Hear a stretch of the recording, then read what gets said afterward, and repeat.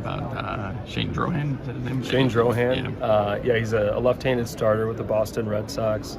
Pitched at AA, had a little AAA time as well. It's a guy that, we've got history with going back to, his Florida State days. We had some early spring training looks on him this year, and we liked what we saw.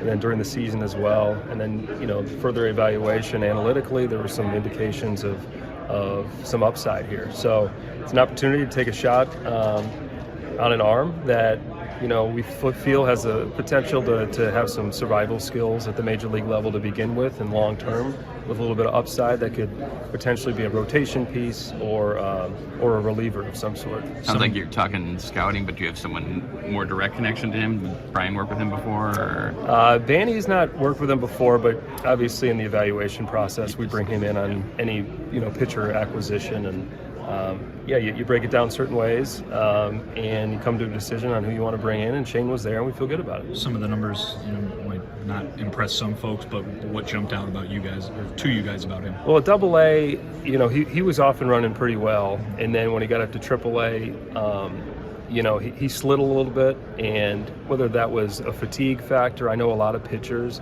we dealt with it, guys going from AA to AAA with the ABS system. You kind of altered their performance just because it was a different pitching environment.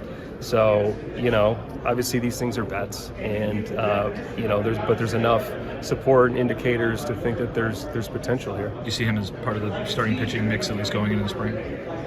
Obviously that's a possibility if he comes in.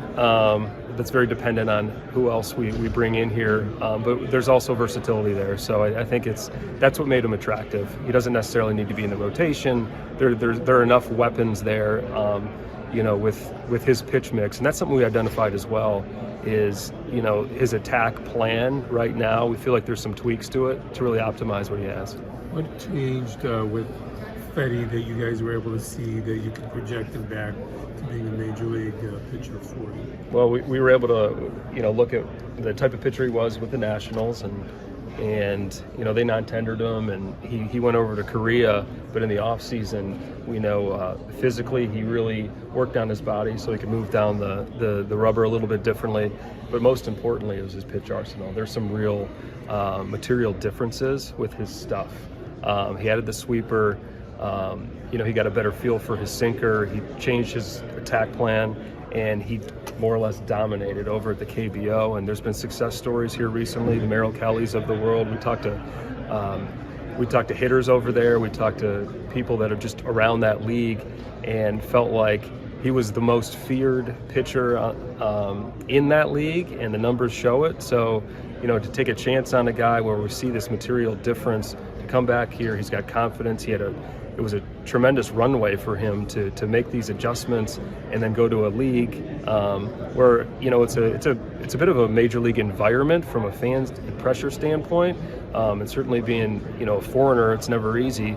So he's got a lot of confidence. We see a difference in the stuff, and for him to come back here with that level of confidence and the ability, which is a difference in where it was before, we were willing to take that bet, and we look forward to giving him that runway here with the White Sox. Is the pitch arsenal as important as even the numbers that he put up in Korea, showing that he changed? The combination of both, and when you look at a projection system, and we've got the ability to get a better understanding of this, is it going to translate? Should it translate? And there was enough support there to feel like we should go and get Erick Fedde.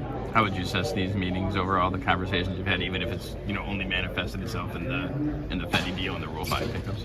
I mean, listen, we were able to get some things done here. We've got someone for our rotation, and obviously we've got a weapon here with our Rule 5 pick, and we laid a foundation for the potential of bringing guys in certain capacities. I know that a lot of people are disappointed more business would have been conducted here around the league, but we're still moving the needle. Does the fact that Fedde got a multi-year deal kind of show your guys' confidence that he'll be able to contribute, the way you expect him to, not just this year, or not just next year rather, but in 25 as well? Yes, I mean, that was important to bring someone in here that we feel like is not only going to help us in the immediate, but could help us in 25 as well. and with a chance for a little bit more than that in terms of his production. You've made it clear to teams that if they're going to get Dylan Cease, they're going to have to pay deeply.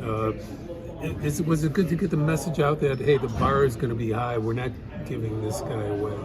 Yeah, I don't know if the message needed to be put out there, quite honestly, just because everyone knows how impactful Dylan Cease is in this league.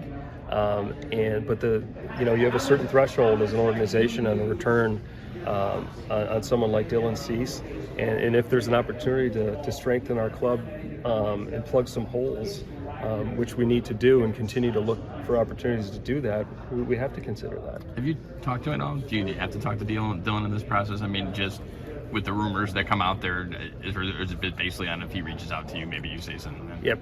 I personally have not spoken to him, but whether it be Ethan or Banny or our strength and conditioning staff and training staff, we've been in communication with him. I know he's been reading his name in there, and that at times can be a little bit different feeling, but he's been traded before.